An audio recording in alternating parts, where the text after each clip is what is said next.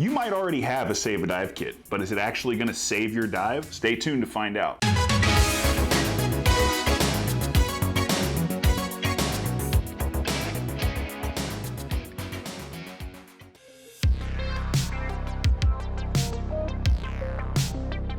All right, everybody, welcome back to Dive Vibe. My name is Zach. I am a technical rebreather instructor and a former Army medic / CLS instructor, and today I'm here to talk to you about Save a Dive kits.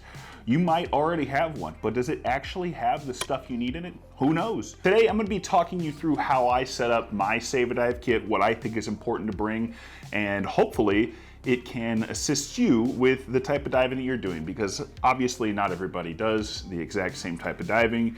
It would not make a whole lot of sense to carry like a backup DSMB when you're a cave diver. That doesn't make a whole lot of sense. But we're gonna take apart my kit and find out what I use out here for deep rebreather diving on an isolated island in the middle of the Pacific Ocean. So I'm gonna keep it real simple today. I'm just gonna be taking apart my diving toolkit. I don't really call it a Save a Dive kit because it's more tools than anything else. It's got a lot of spare parts in here, stuff that could save a dive. So it is a Save a Dive kit.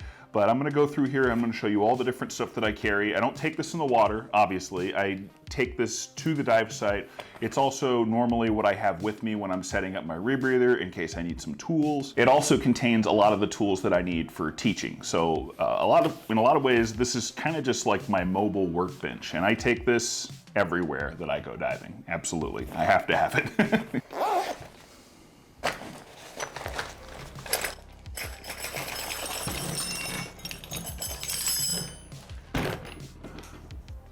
Oops, luckily I have two of what rolled off the table. Wow, this is a lot of stuff. All right, let's go with the easy stuff first. I keep the standard Sidewinder O-ring kit that I received with my Sidewinder in here. I will probably use these soon, kind of change out all my O-rings with these and then order another one of these kits because you want the O-rings to stay fresh. They do dry rot after a while. So you want to look for signs of that, any kind of cracks or anything like that on the O-rings, and it's time to swap them out. They're not good anymore. I also keep an assortment of different O-rings. You guys probably want to know which kind of O-rings I keep in here. So started off, I've got 10s, 11s, and 12s. Those are important. So a 10. And I keep the Viton O-rings since they're oxygen compatible. I just buy those all the time. That way I don't have to worry about having one type or another. But these are Viton. This is number 10, so this would be like the swivel on a regulator hose. That's where that goes. There's a couple other places too. Depending on the regulator manufacturer, the hose manufacturer, because Scuba Pro uses the same O-ring for both ends of the hoses. We also have 11s, like I mentioned, 10s, 11s, and 12s. These are for the port that enters the first stage on a low pressure hose, so like your regulator hose or something like that. So if you blow one of those, you want to have that. The 10s, much more common that you're gonna blow these because this is a dynamic O-ring. It actually spins inside the fitting on the second stage so that you can swivel it. And because it's a dynamic O-ring, because it moves, it's gonna be much more likely to get messed up. Whereas the 11s are static O-rings, and I keep them in here just in case, but probably not gonna need them too often because they are usually static, usually used in a static application, meaning they're not moving, there's not friction. And that's the same with the 12s, which are right here, and these are for high pressure ports. High pressure ports on your first stage. So you can put them on one of these plugs or a high pressure hose, and they are good for that. So I get these typically just from Dive Gear Express. I wanna say it's like $5 for a pack of O-rings or something like that. Cheap insurance to save your dive. I also carry DIN O-rings, which I think they're kind of just flopping around in my bag right now. Those are good to have. I usually carry some yoke O-rings for a yoke valve, just in case that happens to be what I'm doing. And then I carry high pressure spool O-rings. I don't think I've got a high pressure spool in here. I should put one in here because that would be easy to just slam in. and fix a problem. But the high pressure spool O-rings where your gauge connects to the high pressure hose, there's a little spool, it's got an O-ring on either side, and that allows it to swivel and still seal. And these O-rings take a pretty good beating, and a lot of people, in my opinion, under lubricate them. I think they really like a good amount of lube, and especially for the next technician, it's nice to be able to like get that out. But anyway, really good to have. These leak a lot, so I'd recommend keeping those in your kit. Easy to swap out. A bunch of yoke and den O-rings in there. All right, and that is enough about O-rings. All right, and keeping going with the simple stuff that benefits just about everybody, an extra mouthpiece. If you have a type of mouthpiece that you just absolutely can't live without, then I recommend putting those in your kit. Obviously that makes sense, but if you aren't super picky about mouthpieces and you have one that maybe you prefer, whenever I throw my preferred mouthpiece on something that I'm gonna be breathing off a lot, I'll take whatever mouthpiece that came with it and throw it in the Save a Dive kit, just because I'm just not all that picky. It's not that big of a deal. I have my mouthpiece that I like, but I'll use it any port in a storm, basically. And of course, with a mouthpiece, you're gonna need a zip tie. I only have one zip tie. That's embarrassing. I think on the last video, I only had one zip tie in my kit too. I need to replenish my zip ties, apparently. I also have some clippers. These are real cheap. You can get these off Amazon for like $4. Just type in side cutters, and I'm sure you can find them. Just get the ones that look like this. Super sharp. A lot of people call these flush cutters, right? I guess they are flush cutters because they cut super flush on the zip tie. They're amazing. Really love these. And I see they look just like the Nipex ones, which go for like $35, and these are like $4, or at least they were when I bought them. So these are great, good for the kit. All right, the longer we go, the more weirder and weirder stuff we're gonna be getting into. I have no idea what those O-rings are for. I feel like I should. I keep a set of Torx wrenches. This looks like just Allen keys, but these are in fact Torx wrenches. And this is just in case I need to tighten anything up or take anything apart on my DPV. On the Divex black tip, you need some kind of Torx driver. And this is long enough to get down in there and actually take the handle off on the Divex black tip. So I keep this whole kit, and I don't think I need any other sizes. You know what, there is another one that you need to take out the throttle, and that's on here too. This is useful for me, but if you don't dive a Divex black tip, you might not need Torx keys. In the same vein, I keep a set of Allen wrenches. Usually I do metric, that just makes things simpler. Technically, some ports are like 5/32 or whatever, but usually 4 mil can get by in a pinch. Yeah, that's 5/32, and that's 4 mil. Let's see if I can get it on the camera. Pretty dang similar. So yeah, it works in a pinch.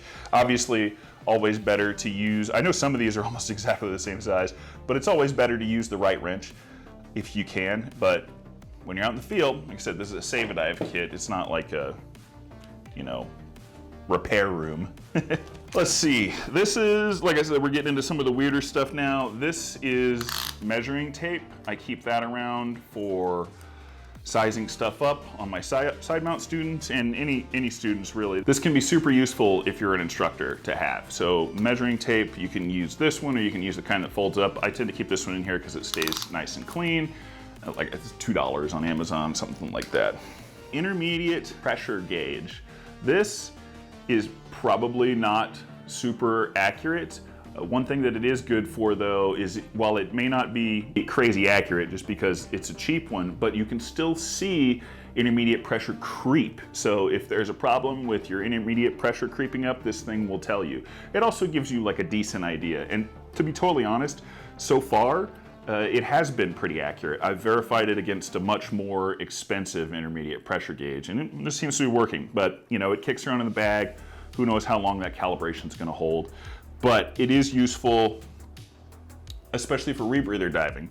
I'm gonna put that in there. Another thing specifically for rebreather diving, this is a flow meter for O2, so I can see what my manual addition valve, what the orifice in my manual addition valve in my rebreather is actually outputting, and make sure that it's accurate, so I can hook this up.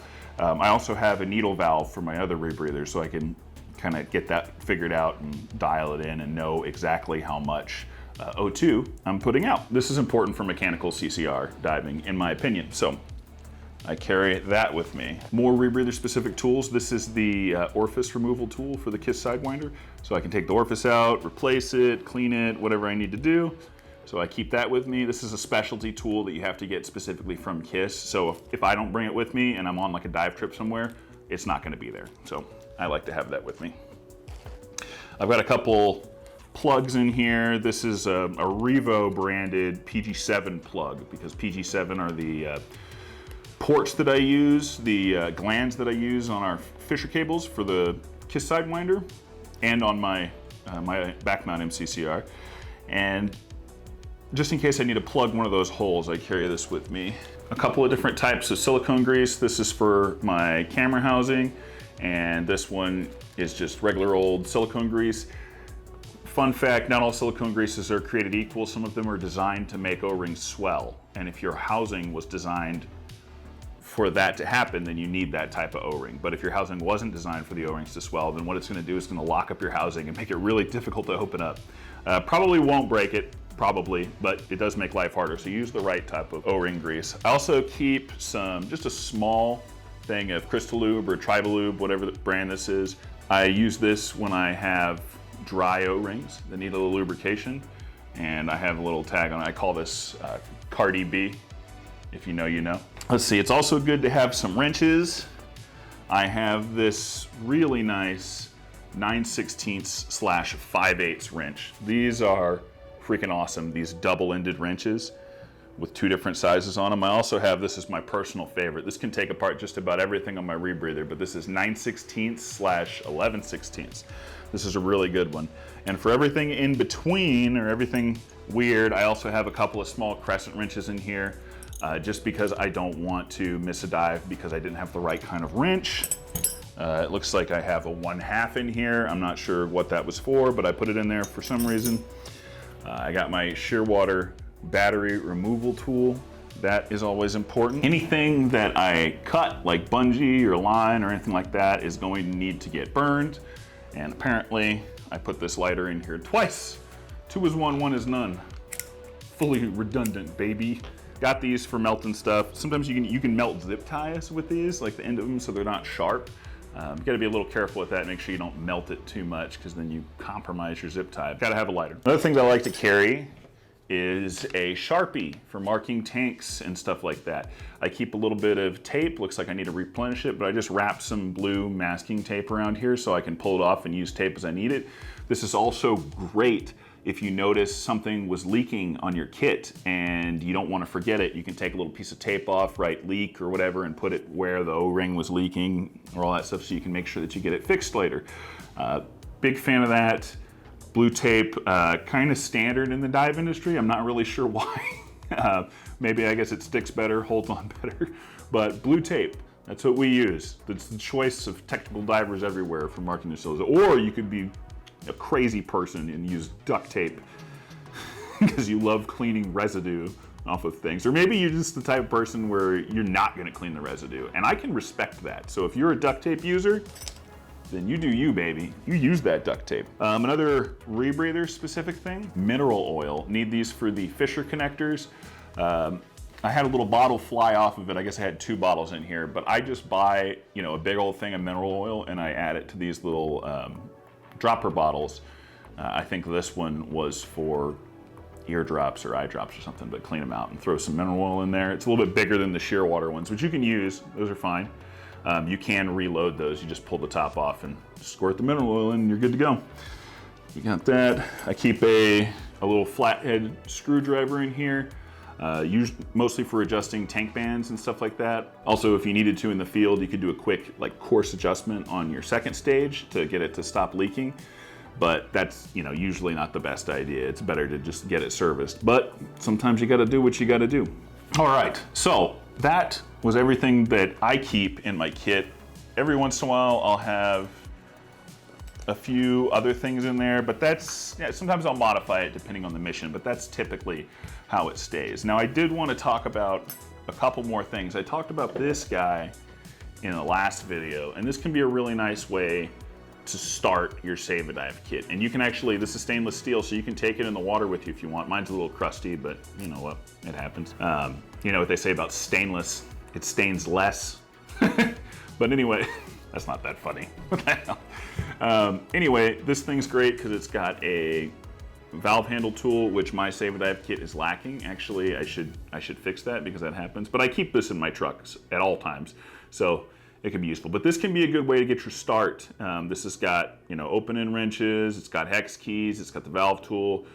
Yeah, so this can be a great way to get your start. Another really good thing that gets often overlooked are these bicycle multi-tools. These things are insane. So I've got a Torx on here, although I do not think this could reach the bolt in the DiveX Black Tip. It is kind of nice to have it there.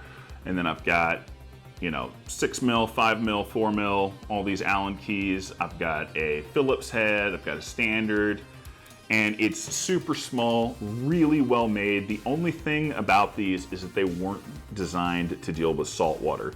So you don't want to take them in the ocean.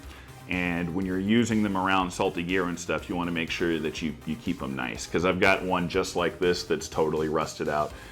You know, it works. You can throw some WD-40 on it and keep it in the back of the truck. Okay, so that's my thoughts on a Save a Dive kit. If you are building your own, which I highly suggest, I would think about your dive from start to finish and think about all the things that you'll need and think about the ones that could possibly break and any tools that you could need for any point in your setup, tear down, or the dive itself, or getting ready to get in the water, and put those tools, if you can, if it's feasible, in a small pouch like this. You know, you don't have to get this pouch specifically. I got this one, like a 3-pack of these off Amazon. I used one of them for a shaving kit and one for this, and I gave the other one to a buddy.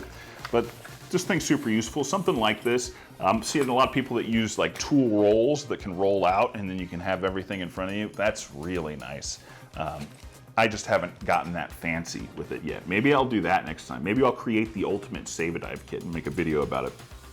But anyway, that's just what I use. And it doesn't have to be perfect right away. But when you realize that there's something that you could need, almost all of these things that I keep in here has a story behind why I carry it. But that would be way too long of a video. Last week's video was way longer than I anticipated it was gonna be, but hey, you know what it is, I gotta give you the information. I gotta give the people what they need. If you have any questions or any ideas or anything like that, leave me a comment because I would love to hear that. And if you enjoyed this video or learned something, help me out. Hit the like button and subscribe if you haven't. You could also support Dive Vibe if you so choose by becoming a member. That's directly below you. You can click on that link to join. Lots of cool benefits to that, and it's greatly appreciated. Thanks so much for diving with me today, and I'll see you in the water. Let me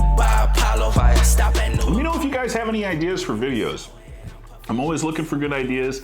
You leave a video idea in the comments and it just might become a video. Seriously, I read every single comment and I will absolutely read and respond to yours if you leave an idea down there in the comments. So thanks again.